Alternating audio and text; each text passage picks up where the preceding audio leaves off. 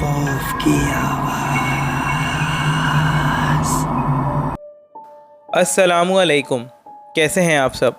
امید ہے کہ آپ سب لوگ خیریت سے ہوں گے۔ Welcome back to my channel خوف کی آواز۔ اگر آپ میرے چینل پر نئے ہیں تو میرے چینل کو سبسکرائب کر دیں اور نوٹیفیکیشن بیل کا بٹن دبا دیں تاکہ آنے والی ہر نئی ویڈیو آپ تک پہنچ سکے۔ تو چلیے سنتے ہیں آج کی اس ویڈیو میں کسی کی زندگی پر گزری ایک خوفناک اور سچی کہانی۔ یہ کہانی ہمیں بھیجی ہے ہمارے ایک نیو سبسکرائبر نے۔ اپنی کہانی میں وہ کہتے ہیں کہ ہمارے گھر سے کچھ فاصلے پر ایک بڑا اور گھنا پیپل کا درخت ہوا کرتا تھا۔ ہمیں بچپن سے ہی یہ کہا جاتا تھا کہ اس پیپل کے درخت کے پاس مت جانا، وہاں بھوت ہیں۔ دادی امی بھی جب تک زندہ تھیں ہمیں بھوت اور جنوں کی کہانیاں سناتی تھیں، اور آخر میں اختتام اسی پیپل کے درخت پر ہوتا تھا۔ ہم جب بھی اسکول سے ہو کر گھر کی طرف واپس آتے تو وہ پیپل کا درخت ہمارے راستے میں پڑتا تھا، جس کو پار کرنا لازمی ہی ہوتا تھا۔ اصل میں وہ پیپل کا درخت ایک خالی اور پرانے گھر کے صحن میں تھا، مگر وہ اتنا گھنا اور بڑا ہو چکا تھا کہ اس کی شاخیں پوری گلی میں پھیلی ہوئی تھیں۔ اس درخت کے بارے میں محلے کے کافی لوگوں نے کہا تھا کہ انہوں نے اس پہ کوئی ماورائی مخلوق کو دیکھا ہے جو دیکھنے میں بہت زیادہ خوفناک ہے۔ جس گھر میں وہ درخت تھا اس کھنڈر نما گھر کو ہم نے بچپن سے ہی ویران حالت میں دیکھا تھا۔ ہم نے جب دادی سے پوچھا کہ دادی اس گھر میں کوئی رہتا کیوں نہیں ہے، تو دادی نے بتایا تھا کہ اس گھر میں 2 میاں بیوی رہتے تھے اور ساتھ ہی ان کا 3 سال کا بیٹا۔ اس وقت پہلے کے وقتوں میں گیس استعمال نہیں ہوتی تھی، گیس کی لائنیں نہیں تھیں، تب بھی ہم سب سلنڈر یوز کرتے تھے۔ ایک دن ان کے گھر سے زوردار دھماکے کی آواز آئی اور پورے گھر میں آگ لگ گئی۔ ان کے گھر کا سلنڈر پھٹ گیا تھا۔ سب محلے والے وہاں اکٹھے ہو گئے اور آگ بجھانے لگے۔ آگ کے شعلے آسمان سے باتیں کر رہے تھے۔ ایک بندے نے فائر بریگیڈ کو بھی بلا لیا، مگر جب تک آگ بجھائی گئی سب ختم ہو چکا تھا۔ میں نے دادی سے پوچھا تو وہ فیملی دادی، ان کا کیا بنا؟ تو دادی نے بتایا کہ بیٹا وہ بھی اسی آگ میں جل کر مر گئے تھے۔ آگ بجھانے کے بعد جب سب اندر گئے تو اندر ان تینوں کی لاشیں ملیں جن کی حالت بہت خراب تھی۔ یہ بولتے ہی دادی بالکل خاموش سی ہو گئیں۔ مجھے یہ سب سن کر بہت دکھ ہوا، خاص طور پر 3 سال کے بچے پہ۔ جلنے کی تکلیف کیا ہوتی ہے کوئی تصور بھی نہیں کر سکتا ہے۔ یہ سب سننے کے بعد اکثر میں اسی گھر کے پاس جانے کی کوشش کرتا تھا اور ٹوٹے ہوئے دروازے سے اندر جھانکتا رہتا۔ وہاں سوائے کالی دیواروں کے کوئی دکھائی نہیں دیتا۔ کبھی کوئی محلے کا آدمی مجھے وہاں کھڑا دیکھتا تو فوراً ڈانٹ کے بولتے، یہاں کیا کر رہے ہو، جاؤ یہاں سے جلدی، اور میں واپس بھاگ کر گھر آ جاتا۔ مگر مجھے اس گھر کی طرف سے بہت تجسس تھا۔ پتہ نہیں اس گھر میں ایسا کیا تھا جو میں بار بار وہاں چلا جاتا تھا۔ محلے والوں نے میری شکایت میرے گھر والوں سے بھی کی کہ آپ کا بیٹا اکثر ہمیں وہاں کھڑا ملتا ہے، آپ لوگ احتیاط کیا کریں۔ تب دادی مجھے کہتی کہ بیٹا میں نے تمہیں سمجھایا تھا نا کہ اس گھر کے پاس مت جانا، وہاں جنات ہیں، اثرات ہیں۔ مجھے اس وقت اتنا علم نہیں تھا کہ اثرات کیا ہوتے ہیں۔ تو دادی بولتی کہ بیٹا اگر تم وہاں گئے تو ڈر جاؤ گے، اس لیے میں بولتی ہوں وہاں پہ مت جانا کبھی بھی، وہاں محلے کے دوسرے بچے بھی تو نہیں جاتے ہیں نا، تو تم کیوں جاتے ہو؟ میں نے دادی کو کہا کہ ٹھیک ہے دادی، اب میں وہاں نہیں جاؤں گا۔ مگر اگلے دن پھر وہی، مجھے اس گھر کا تجسس ہوتا تو میں وہاں چلا جاتا۔ مجھے خود سمجھ نہیں آتی تھی کہ آخر مجھے وہاں جانے کا اتنا شوق کیوں ہے، آخر کیوں میرا دل بار بار وہاں جانے کو کرتا ہے۔ تبھی سب کے سمجھانے کے باوجود بھی وہاں بار بار چلا جاتا تھا۔ شاید وہ میرا بچپنا ہی تھا کہ مجھے اس وقت جنات یا اثرات کا مطلب صحیح سے سمجھ نہیں آیا۔ ایک دن دوپہر کے وقت سب گھر والے معمول کے مطابق آرام کرنے کے لیے لیٹ گئے۔ یہ ان دنوں کی بات ہے جب موبائل فونز عام نہیں تھے، لوگوں کے پاس کافی وقت ہوتا تھا آرام کرنے کے لیے۔ یہ ایک نارمل سی بات تھی ان دنوں میں۔ ہماری امی تو زبردستی ہمیں کھانا کھلانے کے بعد سلا دیتی تھیں۔ امی کا بس یہی کہنا ہوتا تھا کہ باہر بہت گرمی ہے، سو جاؤ، شام کو کھیلنا۔ بظاہر تو ہم امی کو دکھانے کے لیے لیٹ جاتے تھے، مگر ہمیں نیند بالکل نہیں آتی تھی۔ میں اور میرا چھوٹا بھائی چپکے سے امی کے سونے کے بعد چھت پر چلے جاتے تھے یا دوسرے کمرے میں اپنے ٹوائز سے کھیلتے تھے۔ ہمیں دن میں سونا بالکل بھی پسند نہیں تھا۔ اس دن بھی یہی ہوا۔ جب سب گھر والے دن میں سو گئے تو میں آہستہ سے اٹھ کر کمرے سے باہر آ گیا۔ چھوٹے بھائی کو دیکھا تو وہ سو رہا تھا، تبھی میں نے اس کو نہیں اٹھایا۔ آج میرے دل میں آیا کہ یہ بہترین وقت ہے کہ میں اس پیپل کے درخت کے پاس جاؤں۔ مجھے پتہ نہیں وہاں جانے کا کیا شوق تھا۔ گھر سے باہر جھانکا تو پوری گلی سنسان پڑی تھی، گرمی بھی بہت تیز تھی۔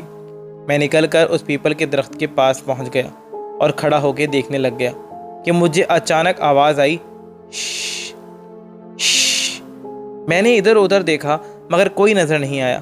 میں سمجھا میرا وہم ہے، مگر پھر سے مجھے آواز آئی، شش شش۔ میری نظر یہ آواز سنتے ہی گھر کی ٹوٹی ہوئی دیوار کے اندرونی حصے پر پڑی، جہاں پیپل کے درخت کے نیچے بہت سارے لال سیب پڑے ہوئے تھے اور کوئی مجھے اسی طرف متوجہ کر رہا تھا۔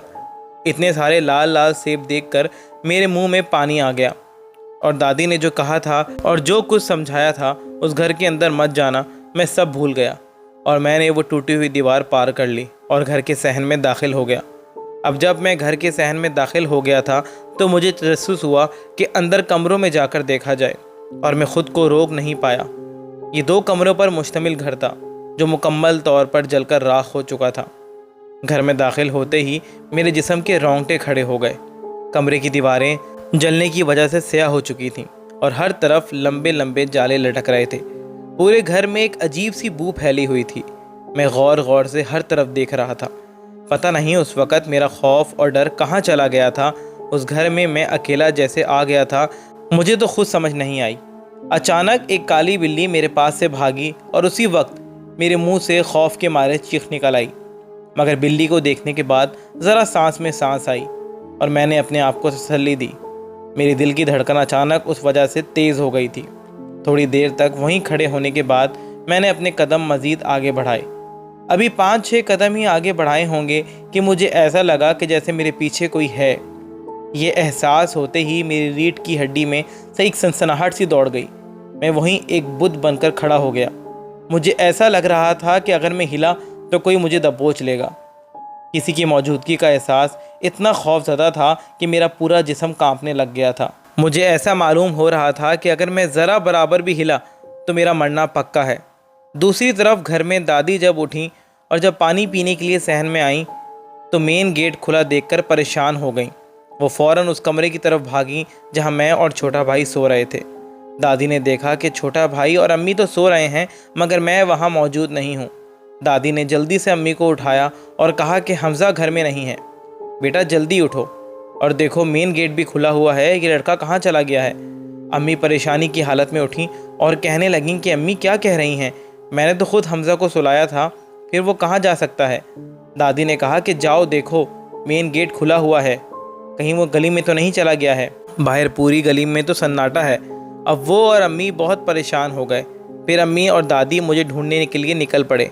یہاں مجھے اچانک محسوس ہوا جیسے کمرے میں ٹھنڈک کا احساس بڑھنے لگ گیا ہے، جبکہ کچھ لمحوں پہلے اسی گھر میں گھبراہٹ، ہبس اور گرمی تھی، مگر اب تو ایسا معلوم ہوتا تھا کہ جیسے کسی نے اے سی چلا دیا ہو۔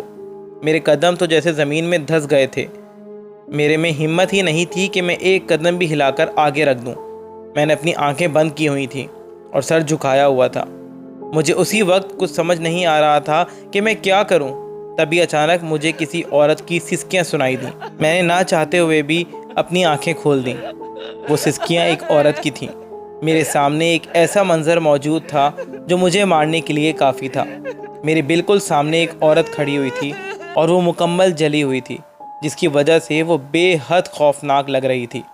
اس کے جلے ہوئے بازوؤں میں 3-4 سال کا بچہ تھا جو جل کے راکھ ہو چکا تھا۔ ان دونوں کے جسم کے حصے پگھل پگھل کر زمین پر گر رہے تھے۔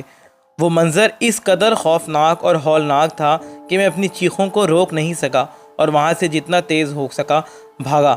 بھاگتے ہوئے جب میں اس گھر کے صحن میں آیا تو مجھے پیچھے سے کسی کے رونے کی آوازیں آنا شروع ہو گئیں۔ میں چیختا چلاتا ہوا گلی میں گرتا پڑتا بھاگتا ہوا آیا تو امی اور دادی مجھے ہی ڈھونڈ رہے تھے۔ میں گرتا پڑتا ان کے پاس پہنچا اور بے ہوش ہو گیا۔ امی اور دادی بہت مشکلوں سے مجھے اٹھا کر گھر لے کر آئے۔ گرنے کی وجہ سے مجھے آگے پیچھے کافی چوٹیں لگ گئی تھیں۔ کافی دنوں تک میرا دماغ ڈرا سہما رہا۔ کچھ وقت گزرنے کے بعد میں نے سب کچھ گھر والوں کو بتایا۔ سب کچھ سننے کے بعد امی اور دادی بھی خوف زدہ ہو گئے۔ میری دادی نے کہا کہ بیٹا میں نے کہا تھا نا کہ وہاں کبھی مت جانا، اب دیکھو کتنا نقصان اٹھایا ہے تم نے۔ میں نے دادی کو کہا کہ جی دادی آپ ٹھیک کہہ رہی تھیں، میں اب کبھی بھی اس گھر یا درخت کے پاس نہیں جاؤں گا۔ مگر ایک بات میں آج تک نہیں سمجھ سکا ہوں کہ سب تو اس گھر میں موجود درخت کے بارے میں ڈراتے تھے کہ انہوں نے اس درخت کے اوپر عجیب و غریب مخلوقات کو دیکھا ہے، मगर मैंने जो घर में देखा था फिर वो क्या था?